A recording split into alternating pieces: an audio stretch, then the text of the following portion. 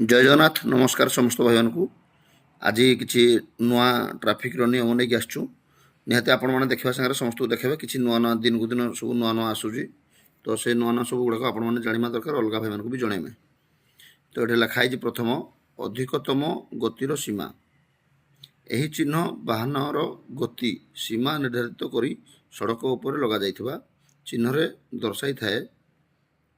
ଦଣ୍ଡାତ୍ମକ କାର୍ଯ୍ୟାବଳୀ ଏବଂ ଦୁର୍ଘଟଣାରୁ ରକ୍ଷା ପାଇବା ପାଇଁ ନିର୍ଦ୍ଧାରିତ ଗତିସୀମା ସର୍ବଦା ପାଳନ କରନ୍ତୁ।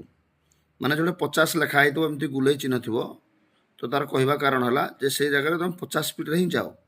ଯଦି ସେଇ ଜାଗାରେ ଆପଣ 70-80 ସ୍ପିଡ଼ରେ ଯିବେ ତ ସେଇଟା ପ୍ରୋବ୍ଲେମ୍ ଅଛି। ସେ ଜାଗାରେ ଆପଣଙ୍କୁ ପେନାଲ୍ଟି ଲାଗିବ, ଫାଇନ୍ ବି କଟିବ। ଆଗଆଡ଼େ ଆଜିକାଲି ସବୁ ରୋଡ଼ରେ କ୍ୟାମେରା ଲାଗୁଛି, ରୋଡ଼ରେ ସେନ୍ସର ଲାଗୁଛି, ସେଇଟା ଫାଇନ୍ ବି କଟିବାର ଚାନ୍ସ ଅଛି। ତ ସେଇଟା 50 ସ୍ପିଡ଼ରେ ଆପଣମାନେ ଯାଆନ୍ତୁ। ଯେଉଁଟାକି ଗାଡ଼ିମାନେ 50 ସ୍ପିଡ଼ରେ ଗଲେ ସୁରକ୍ଷିତ ଆପଣମାନେ ଯାଇପାରିବେ, କାହାକୁ ବି ଅସୁବିଧା ହେବନି, ସମସ୍ତଙ୍କୁ ସୁବିଧା ହେବ। ତ 50 ସ୍ପିଡ଼ର ଗତି ପାଇଁ ସେ ଅଲରେଡ଼ି ଚିହ୍ନ ଦେଇଦେଉଛି, ଟ୍ରାଫିକ୍ର ନିୟମ ଦିଆହେଇଛି।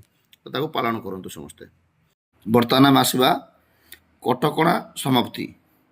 ଯେମିତିକି ଏଇ ଯେଉଁ ଚିହ୍ନଟି ଅଛି, ଏଇ ଚିହ୍ନର ଲେଖା ତ ଆପଣମାନେ ପଢ଼ିପାରୁଥିବେ, ଲେଖା ଅଛି, ଯେଉଁଟାକି ଲେଖାଟା ଆଗ ପଢ଼ି ଦେଉଛି, ତାପରେ ମୁଁ ବତେଇବି ଆପଣମାନଙ୍କୁ। ଚିହ୍ନ ଜରିଆରେ ସଡ଼କ ଉପରେ ଦର୍ଶାଯାଇଥିବା କୌଣସି ବି କଟକଣା ଏଠାରେ ସମାପ୍ତ ହୋଇଥାଏ।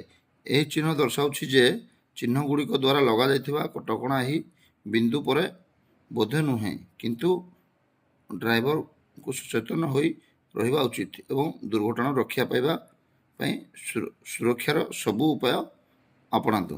ଠିକ୍ ଅଛି। ମାନେ ଯେମିତିକି ଗୋଟେ ଜାଗାରେ ଲେଖା ହେଇଥିବ ହର୍ନ ବଜାଇବା ପାଇଁ ସିଗ୍ନାଲ ଥିବ, ହର୍ନ ବଜାଇବା ପାଇଁ ସିଗ୍ନାଲ ବନ୍ଦ ଥିବ, ମାନେ ଯେଉଁଟାକି ଏଇଟା ହର୍ନ ବଜାନ୍ତୁ ନାହିଁ ବୋଲି ସିଗ୍ନାଲ ଥିବ, କିନ୍ତୁ ସେଇଠୁ 500 ମିଟର କି 200 ମିଟର ଆଗରେ ଏଇ ଚିହ୍ନଟା ଥିବ। ଏଇ ଚିହ୍ନଟା ଯେଉଁଟା ଅଛି ମାନେ ସେଇଟା ସଲା, ସେଇଟା ସମାପ୍ତ ହେଲା। ମାନେ ହର୍ନ ବଜାଇବାର ଯେଉଁ କଟକଣାଟା ସେଇଟା ସରିଗଲା। ଯେକୌଣସି ମାନେ ଯେମିତିକି ରୋଡ଼ କ୍ରସିଂରେ ଅଛି କି ଯେକୌଣସି ଓଭରଟେକିଂ କରିବାର ଅଛି, ଓଭରଟେକିଂ ମନା ଥିବ, ତ ମନା ସବୁଠି ତ ମନା ନାହିଁ ନା। ଟୋଟାଲ୍ ଯଦି ରାସ୍ତାରେ ଆମେ ଓଭରଟେକ୍ ନ କଲେ କେମିତି ହେବ ଫେରେ? ତ ଫେରେ ଆଗେ ଆଗକୁ ଗଲେ ତ ଓଭରଟେକ୍ କରିବା ନା।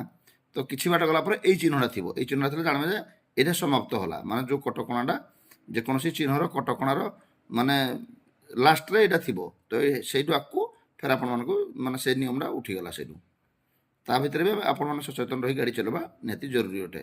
ନେକ୍ସଟ ଆମେ ପଳେଇ ଆସିବା ଆଗକୁ ଯିବା ଅନିବାର୍ଯ୍ୟ କେବଳ ଆଗକୁ, ଯେଉଁଟାକି ଆଗକୁ ଯିବା ପାଇଁ ତୀରଟା ଲେଖା ହେଇଥାଏ। ସିଧା ଷ୍ଟେଟ୍କୁ ଏଇଟା ଯେଉଁଟାକି ସିଧା ଯିବା ପାଇଁ ଚିହ୍ନଟା ଥାଏ। ଯେଉଁମାନେ ସିଧା ଯିବେ ଆପଣମାନଙ୍କୁ ଏଇ ଚିହ୍ନଟା ଇଏ କରେ। ଚିହ୍ନ କେବଳ ଯିବା ଆସିବା ପାଇଁ ସିଧା ଆଗକୁ ବଢ଼ିବାର ନିର୍ଦ୍ଦେଶ ଦେଇଥାଏ। ଏଇଟା ସିଧା ଆଗକୁ ବଢ଼ିବା ପାଇଁ ନିର୍ଦ୍ଦେଶ। ନେକ୍ସଟ ପଳେଇ ଆସିଲା ଆଗକୁ ଯିବା କିମ୍ବା ଡାହାଣକୁ ମୋଡ଼ିବା ଅନିବାର୍ଯ୍ୟ। ଏହି ଚିହ୍ନ ଯିବା ଆସିବା ପାଇଁ ସିଧା ଚାଲିବା କିମ୍ବା ଡାହାଣକୁ ମୋଡ଼ିବାର ନିର୍ଦ୍ଦେଶ ଦେଇଥାଏ। କିଛି ଜାଗାରେ ଏଇଟା ଡାହାଣକୁ ବି ଯାଇପାରିବେ, ଆପଣ ସିଧା ବି ଯାଇପାରିବେ। ଯେମିତିକି ଏଇଟା ଥିଲା, ଆପଣମାନେ ସିଧା ଆଗକୁ ବି ଯାଇପାରିବେ, ଡାହାଣକୁ ବି ଯଦି କଟିଂ ଅଛି ଡାହାଣକୁ ଆପଣ ରାଇଟ୍ ଟର୍ନ କରିପାରିବେ, କିଛି ଅସୁବିଧା ନାହିଁ। ତ ଏମିତି ଡେଲି ଡେଲି କିଛି ନୂଆ ନୂଆ ଟ୍ରାଫିକ୍ର ନିୟମ ଆପଣଙ୍କୁ ମୁଁ ବୁଝେଇବି। ଆପଣମାନେ ନିଜେ ଦେଖିବା ସାଙ୍ଗରେ ସମସ୍ତ ଭାଇମାନଙ୍କୁ ଦେଖାନ୍ତୁ। ସମସ୍ତେ ଜାଣିବା ଦରକାର କିଛି ନୂଆ ନୂଆ ନିୟମ ଅଛି, ଯେଉଁଟାକି ଆମେ ସବୁ ଜିନିଷ ଜାଣିନଥାନ୍ତି, ହୁଏତ କିଛି ଜାଣିଥାନ୍ତି, କିଛି ବି ଜାଣିନଥାନ୍ତି। ତ ନିହାତି ସବୁ ଜିନିଷ ଜାଣିବା ଦରକାର, ଅଲଗା ଭାଇମାନଙ୍କୁ ବି ଜଣାଇବା ଦରକାର। ଜୟ ଜଗନ୍ନାଥ, ନମସ୍କାର।